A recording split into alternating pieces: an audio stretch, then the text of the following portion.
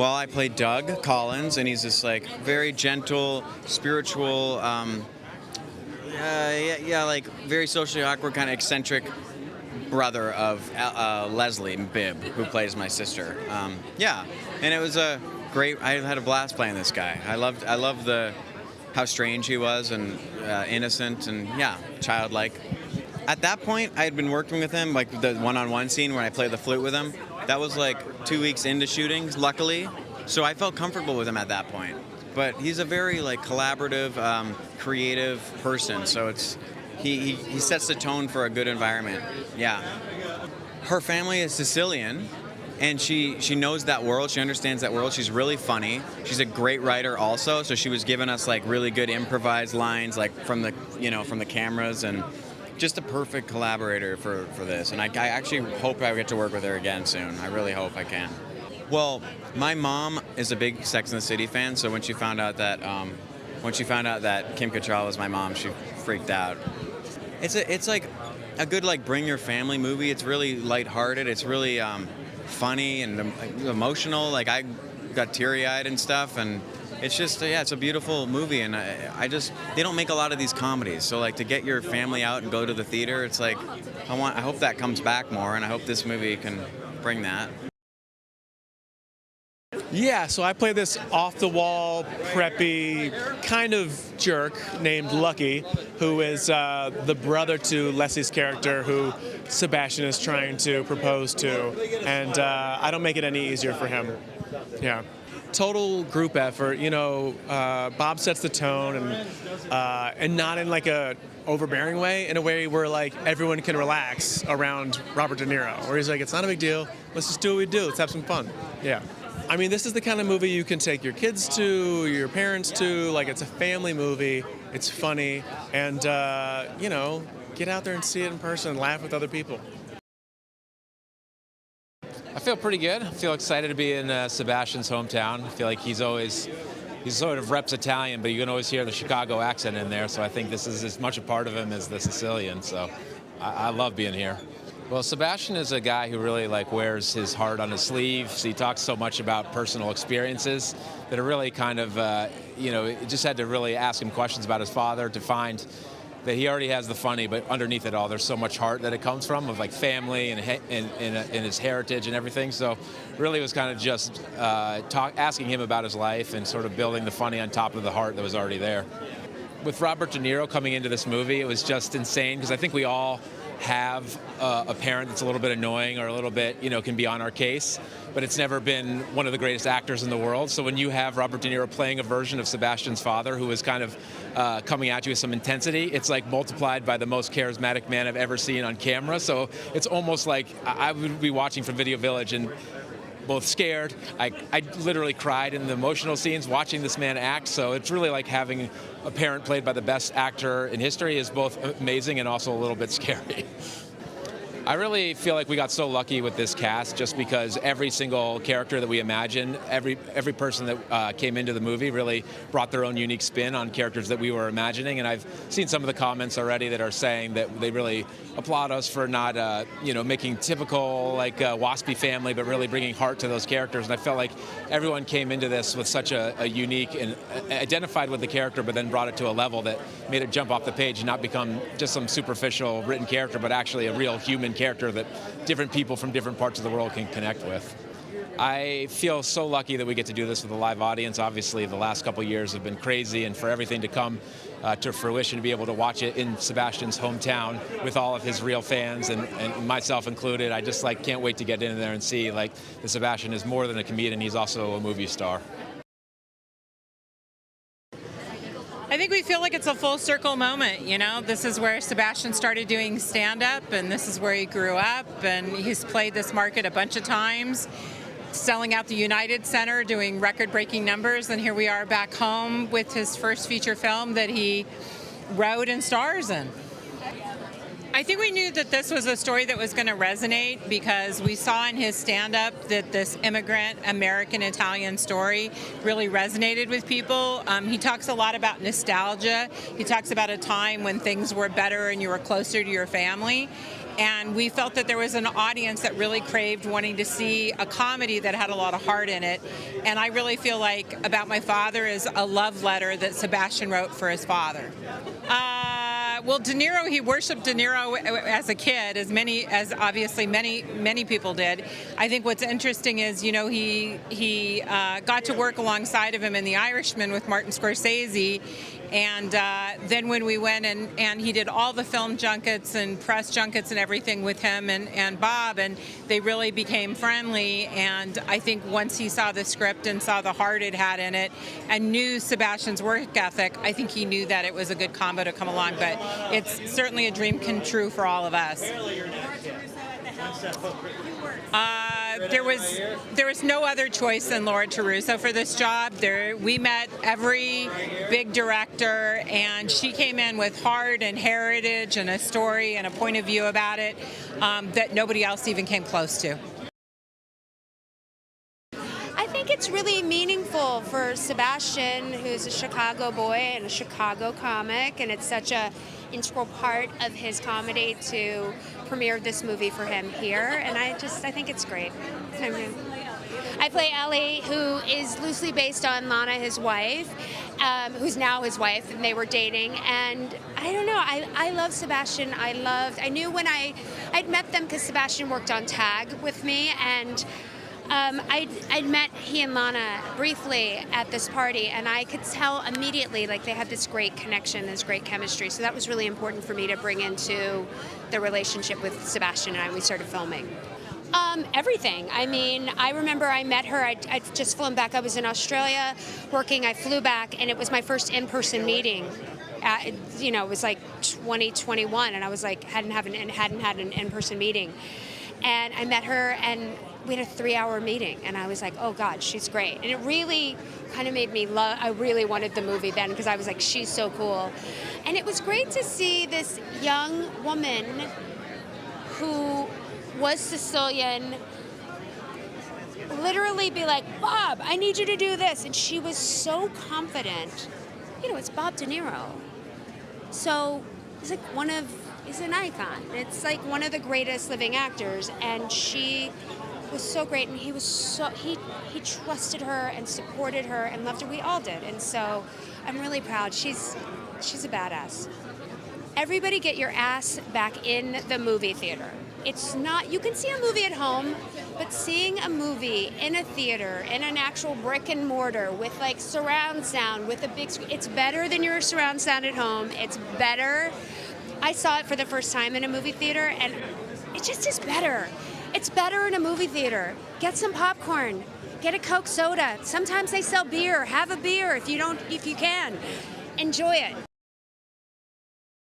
It feels very exciting, considering we shot the movie, in 2021, and it's now 2023, and it's coming out. It's very, very exciting. Happy to be here. We were brought in the movie when it was starting to ramp up with Sebastian, and asked if we might be able to help produce it. And from the script, it was just an amazing sort of story about family. It was very relatable. Personally, there's some similarities. Nothing similar between myself and Sebastian, but a little bit of the immigrant story. And it was very, just felt like it was a good time for a comedy like this too, right? Like, it's been a minute since we've had a movie like this. I think they just fell in with each other really well. It was sort of in the middle of COVID, so everyone had sort of had some time off. So it was exciting to come to set and be able to play with each other. And it was a lot of fun because while the script was great, there was opportunity for the occasional improv as well. And here's the thing, they had fun together, and I think that comes out on the screen. I think if Sebastian wants it, he's got it there for him. He's very, very good in the movie. You know, he's in a TV show right now as well. But I think if he's got the time, he has a very successful stand-up career, but certainly he's got it. It was great fun doing it, and he was, it's so well written, you know. He's a really terrific writer. He and Austen wrote this, and it was very, very, everybody loved it the minute they read it. It's, it's a Hollywood movie, you know, Robert De Niro and all that stuff, but do you see it? It doesn't, you don't feel manipulated, right? It's not like the music goes, oh, you know, there's something sort of really heartfelt about it. Right? It wasn't switching. It's just, you know, you go from project to project. And this was a particularly well-written and fun project. And look at all the people I got to work with, Kim and Bob and him and, Brett and Leslie. I mean, what, are you kidding me? Oh, I love Chicago. I did a play here a number of years ago at the Goodman, and I had such a fantastic time. So it's lovely to be back here with a film that I so enjoyed making, and I hope that the audience will enjoy watching. My character in About My Father, her name is Tigger, and she's a tiger. She's a politician. She's tough. She's demanding. She's loving. She's overprotective, and she is going to do whatever she can to get her own way. And then she meets Robert De Niro. Robert De Niro, talk to me about that. Working with him, what did he bring to the set? What did he bring kind of to the whole vibe of the... He brought such incredible ease. He's such a consummate professional and actor. He's up for trying and experimenting in the scene with changing the dialogue and, just finding the best way to tell the story. It was such a great pleasure. Well, I think when someone sends you a script and it says it's Robert De Niro playing a hairdresser, you got to read that. And if it makes you laugh out loud, you got to do it. So it was an easy choice. And I have great memories, of smoking a cigar with probably one of the sexiest men alive. This movie is an experience that you want to share with your family. Have some popcorn. Get comfy in a big old seat and watch a movie. And it's also to watch a comedy with an audience. You laugh more, you enjoy it more. You get more sort of aware of what's funny. And it's this show, when I watched it, there was with a couple of friends, it was belly laughs. And I haven't had that in a long time.